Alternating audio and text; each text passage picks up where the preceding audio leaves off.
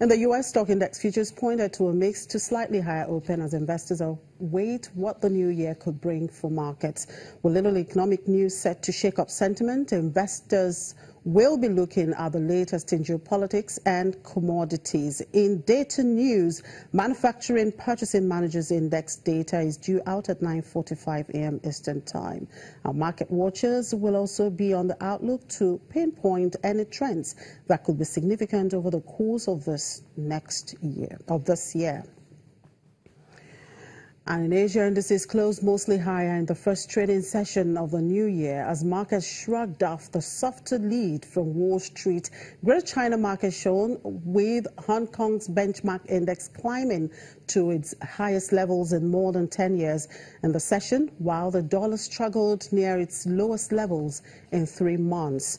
In Australia, the ASX 200 slipped below the flat line to close lower by 0.06%. South Korea markets carved out slight gains following geopolitical developments regarding North Korea in the past week. The positive sentiment also seen in Greater China markets. Hong Kong's Hang Seng Index soared 1.81%. Our mainland markets also saw increases following the release of better-than-expected economic data. The Shanghai Composite rose 1.27% and Shenzhen Composite closed up 1.05%.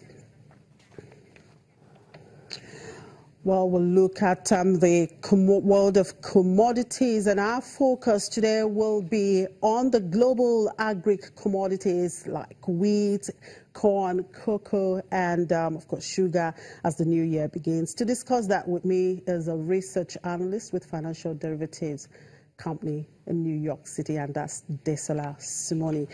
Hello, Desola. Good afternoon. Oh, good morning. Good morning to you where you are. Happy New Year. Good morning, Chimezi. So tell me, what's the trend in the global commodities market, particularly wheat, corn, cocoa, and sugar? We saw 27 was lackluster year for agricultural commodities. We saw some sharp price swings, but mostly the prices of commodities were under pressure due to bountiful harvest for the grains as well as the soft commodities. For 2018, we expect that agricultural commodity prices will continue to remain under pressure due to, as I said earlier, bountiful harvest for these commodities. Now, the output of grains has been relatively high. What will this mean for prices of grains in the new year? Like I said earlier, output for grains, corn and wheat was high in 2017, and there are forecasts for strong harvest as well in 2018. For instance, in India, the forecast for 2018 harvest is about 100 million tons for India, and there are also strong forecasts for wheat in the US, in Canada, and some growing regions in the EU. So this bountiful harvest, coupled with low demand or tepid demand from millers, we expect this combination of these two factors to put pressure on prices in 2018. Now let's look at sugar. A lot of people are staying off that commodity, and it's been forecast that there will be a lower consumption this 2018. Will this also mean lower prices for this commodity? Yeah, it could mean that, yeah, because this fit farm movement and also the move towards eating healthy, both in the domestic economy, that's in Nigeria, and in the global economy. Yeah, the shortage in demand in 2018. Also, the United States Foreign Agricultural Service forecast that global sugar production in 2018 will increase by 4.6%. Meanwhile, global demand for sugar would increase by 1.5% in 2018. So this demand supply mismatch will likely mount pressure on sugar prices in 2018. Let's look at cocoa. Prices are expected to trade bearish on global supply glut.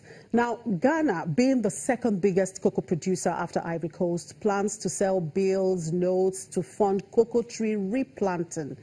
What will this mean for that commodity globally? Um, the Ghana Cocoa Board announced that about 45% of their cocoa trees are affected by these swollen shoot disease, and as well as some of them are old and unproductive. So they are looking to raise $750 million from the domestic market as well as international capital markets to implement a cocoa reactivation program. Now, if this works, and they intend to implement the program in phases. Now, if this works, there would be some form of it will constrain Ghana's cocoa output in the short run, and because cocoa has a gestation period of 3 to 5 years, so it will take a while before begin to receive this before the cocoa begins to yield. So in the short term, we think that this program would constrain Ghana's cocoa production, and which may be price supportive in the short term. All right, thank you very much for your time, Desola. Desola Simoni, one of the research analysts with Financial Derivatives Company in New York City. We'll take a quick break, and when we return, Steinoff shares rises after a long time. Do stay with us.